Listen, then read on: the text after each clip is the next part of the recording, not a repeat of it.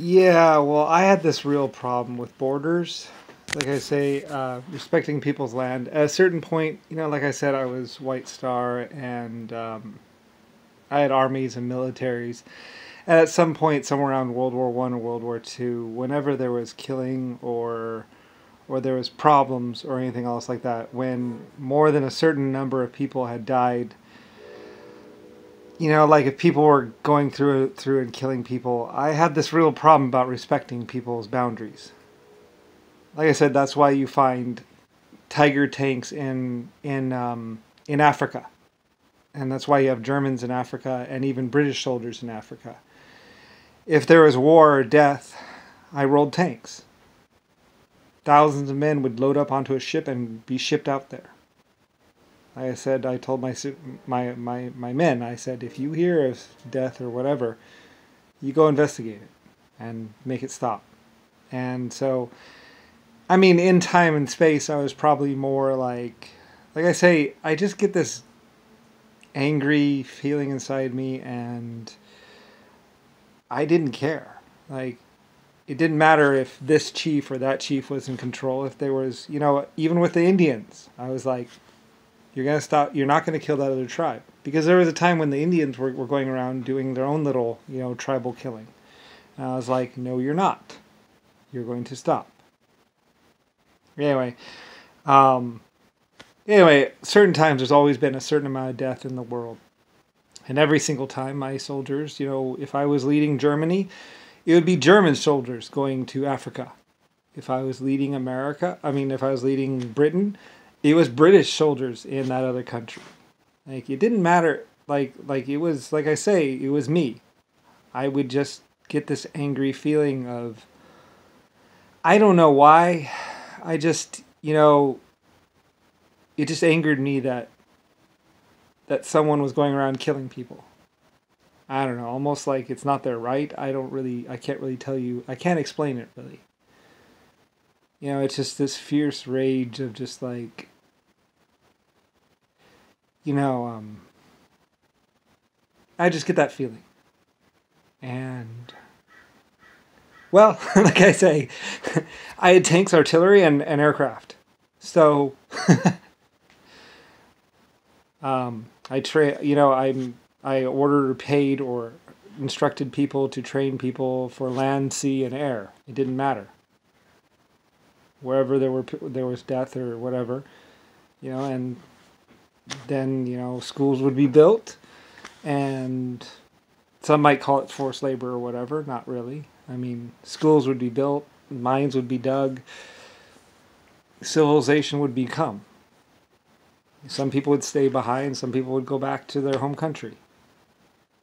Anyway, that's why, like in World War One, World War Two, I don't know. I was just mad because of all the death. Maybe I don't really know. Like I said, I could feel the amount of people that had died almost to the point where I was angry. I was really angry, and like I said, I had money and power, so my soldiers besieged the world. Wherever there was death or destruction, it didn't matter if it was in France. British soldiers would roll into France and be like, it's going to stop. I didn't respect borders. Like I said, a lot of countries might have thought that they were being taken over or whatever else like that. But, that's why German soldiers would go into another country and the death would stop. If there was a rival, if there were two gangs facing off or two families facing off, it's like, all right, one of you is going to die. Which one's it going to be? Or both of you are going to die. Either you work it out or both of you. Sometimes I did do some funny things. I was like, look, you have a choice. Both of you can die, or none of you can die, and you can work it out. I did do that one time because there were these two families, and they were like blah blah blah, and I was like, they had been fighting for years, maybe. I don't really know, but I was like, look, you guys are not going to be fighting. So, because there's too many other people dying. So, like I say, when I see 1,000 people on the ground dead because someone took a gun and put it to their head and killed them, it always angered me. It always upset me. Anyway, I can't really tell you. It's it's one of those weird things, you know, I can't really explain it. I just, you know, I don't really know. So,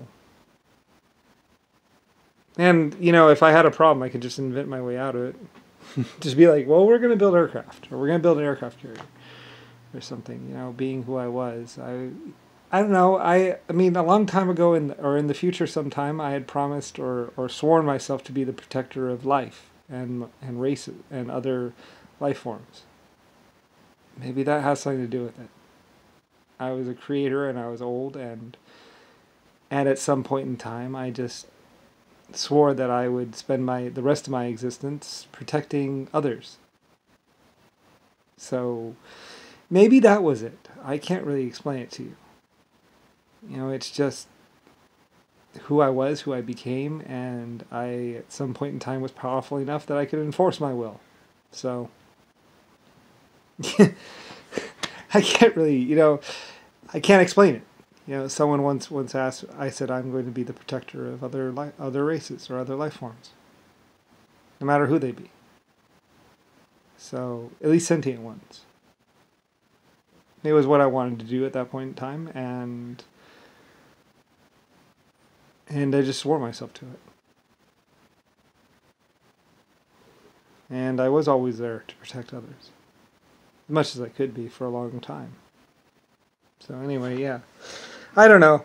You know, I can't really explain why I get angry when I see people dead, or when I hear, you know, Rodney or some other people would say, well, doesn't every guy? It's like, well, then why is there 1,000 people laying on the ground dead?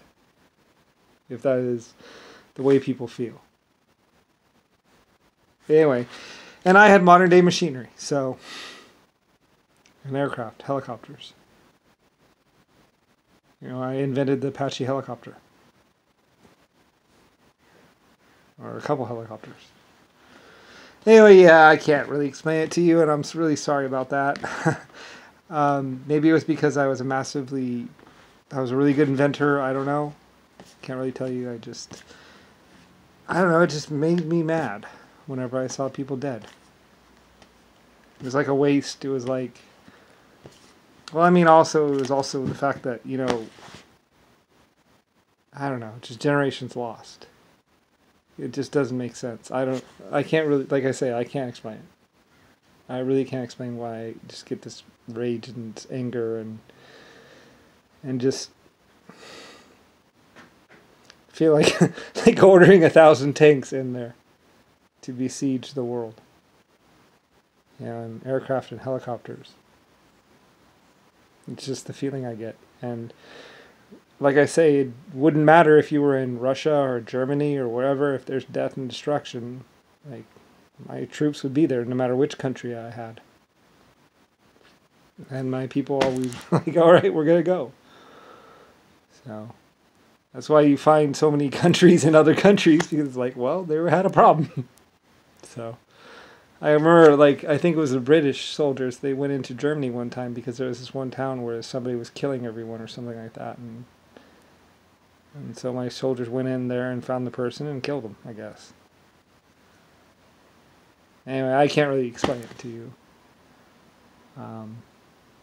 I guess you could say, I don't know, some people would say, well, you were fighting chaos. It's like, no, I was fighting, I don't know, psychopaths? Can't really tell you. Yeah, Germany understood. Like most of my governments, when they got to know me or were with me, they actually understood that that's just the way I was. You know, and others would even step aside to let my troops through, because they knew my troops weren't going to stop. You know, my people didn't have any problems. Like, they're going there. It's like, all right. Because one way or another that they were going to get in and stop that problem. At least until more recent years, in which case 1,000 people die. Advisors tell me, well, we can't go in there, we shouldn't go in there. That's owned by somebody else. It's like, that didn't stop me when I was leading Germany. You know? So, Anyway, I don't know. Later on, schools and stuff would be built.